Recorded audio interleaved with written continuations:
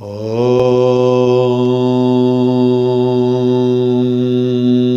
श्री गुरुवे नमः।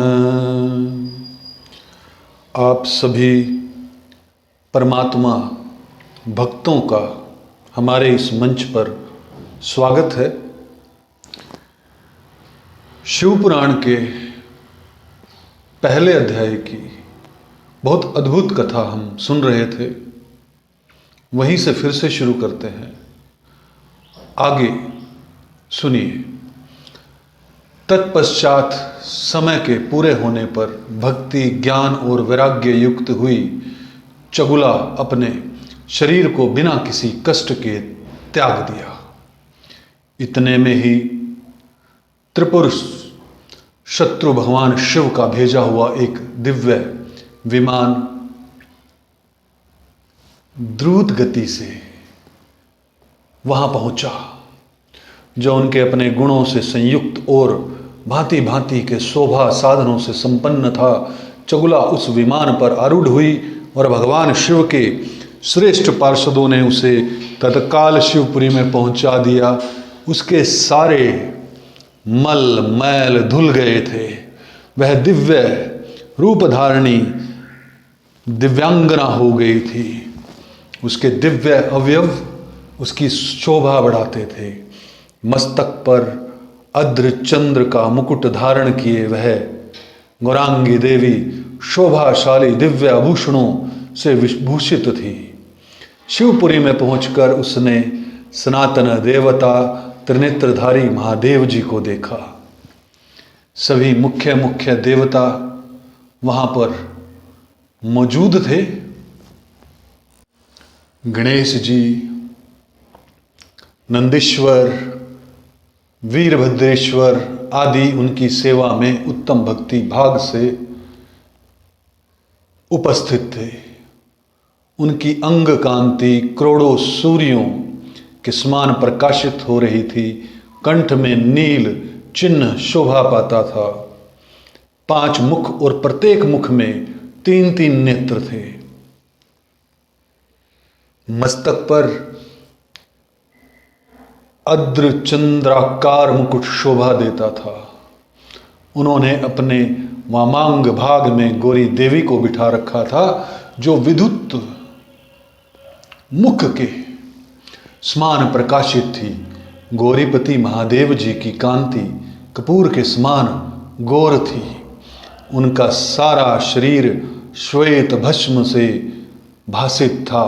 शरीर पर श्वेत वस्त्र शोभा पा रहे थे।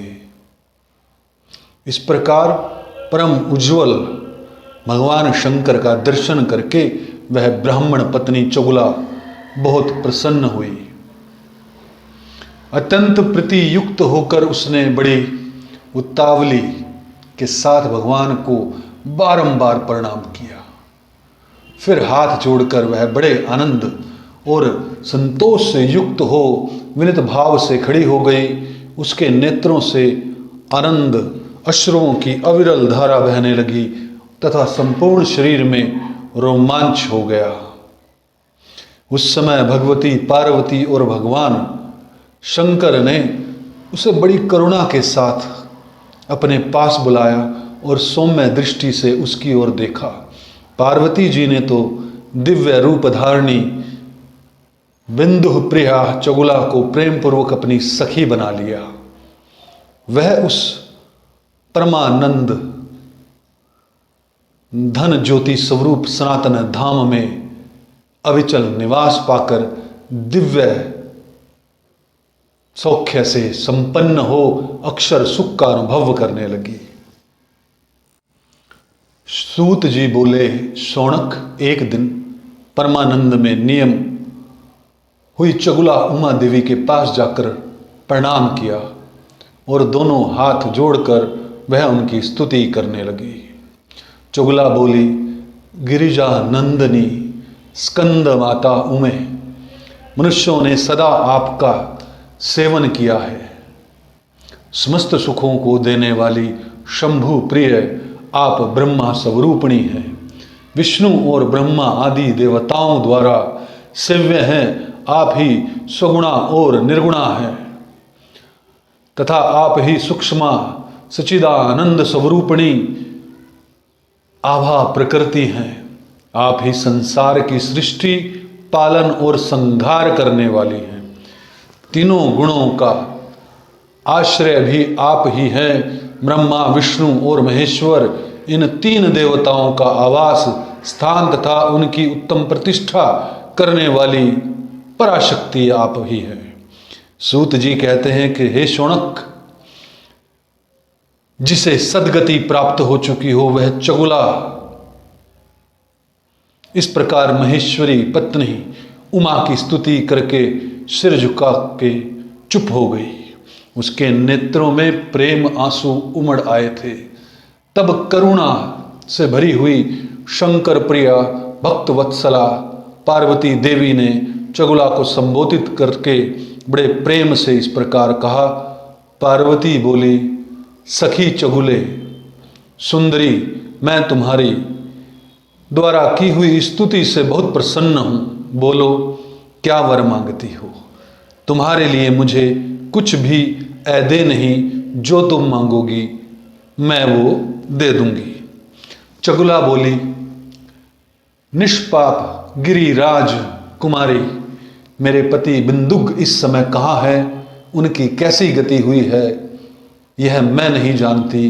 कल्याणमयी दीन वत्सले, मैं अपने उन पतिदेव से जिस प्रकार संयुक्त हो सकूं वैसा ही उपाय कीजिए।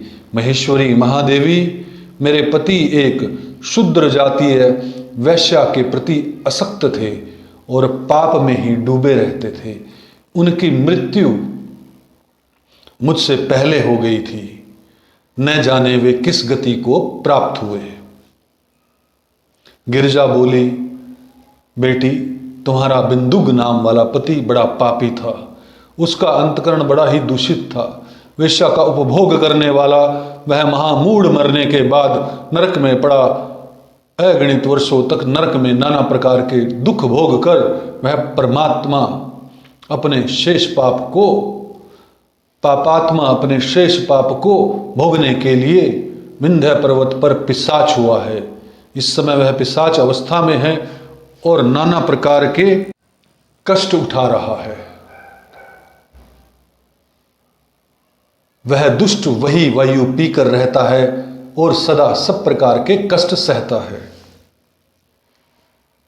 सूत जी बोले, सोनक गौरी देवी की यह बात सुनकर उत्तम व्रत का पालन करने वाली चुगला उस समय पति के महान दुख से दुखी हो गई।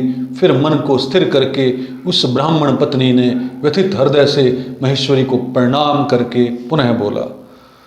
दोस्तों, यहाँ तक की कथा आपने आनंद ली। एक बात साफ साफ तौर पर समझ आती है कि भगवान श्री पिछले कर्मों को नहीं देखते।